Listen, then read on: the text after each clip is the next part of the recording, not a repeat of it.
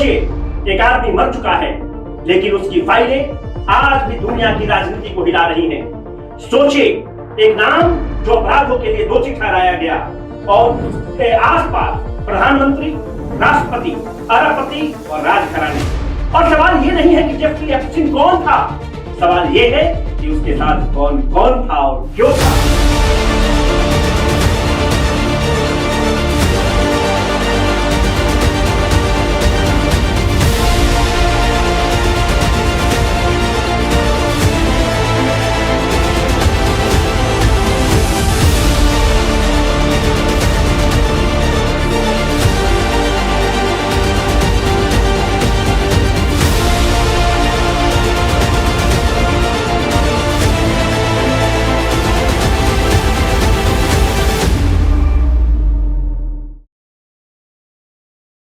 आज पूरी दुनिया में एप्स्टीन फाइल चर्चा का विषय है।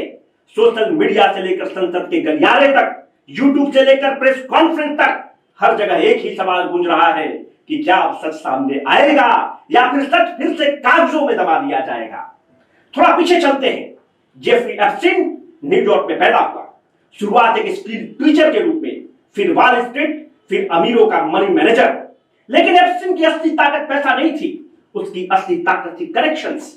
प्रोफेसर्स, साइंटिस्ट, इंडस्ट्रियलिस्ट, पॉलिटिशियंस, यहां तक कि प्राइम मिनिस्टर और प्रेसिडेंट, वो लोगों को जोड़ता था, इनवाइट करता था। Private jets, luxury island, elite parties, और यहीं से शुरू होती है इस कहानी की सबसे अंधेरी परत।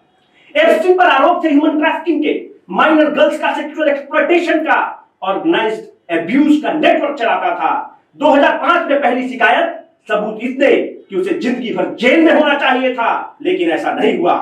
पावरफुल लोगों की मदद से वो सिर्फ 13 महीने में बाहर आ गया और फिर से वही life, same parties, same influence. 2011 के बाद पीड़ित महिलाओं ने खुलकर बोलना शुरू किया, लेकिन फिर भी एप्स्टीन आजाद घूमता रहा। 2018 में मीडिया रिपोर्ट्स आई, 2019 में गिरफ्तारी हुई और फिर जेल में एप्स्टीन की मौत। Official version suicide, public perception, unanswered questions. लेकिन कहानी यहां खत्म नहीं होती है। उसकी एसोसिएट गिल्स्टीन मैक्सवेल अरेस्ट हुई, कन्विक्टेड हुई और आज जेल में है। लेकिन सवाल यह था कि क्या सिर्फ यही दो लोग दोषी थे? इसलिए अमेरिका में मांग उठी एप्स्टीन केस से जुड़ी सारी फाइल्स को पब्लिक की जाए। और फिर नवंबर 2025 में कानून के बाद जनवरी में 30 लाख से ज्यादा डॉक्यूमेंट्स और लगभग 2 लाख फोटोज वीडियोस पब्लिक हुए। अब सवाल ये नहीं है कि फाइल्स हैं, सवाल ये है कि उन फाइल्स में क्या है। इन डॉक्यूमेंट्स में कई बड़े नाम आए, Bill Gates, Donald Trump, Elon Musk, Prince Andrews, European royalty और कई ग्लोबल पावर सेंटर्स। हर नाम के साथ एक अलग कहानी, एक अलग एलिगेशंस और हर बार एक ही डिस्क्लेमर, एलिगेशंस हैं, प्रूफ नहीं। और यहीं से डिबेट शुरू हुआ कि क्या ये डॉक्यूमेंट्स पूरी तरह रिलायबल हैं, क्या इनमें एग्जैजरेशन है या फिर आधा सच।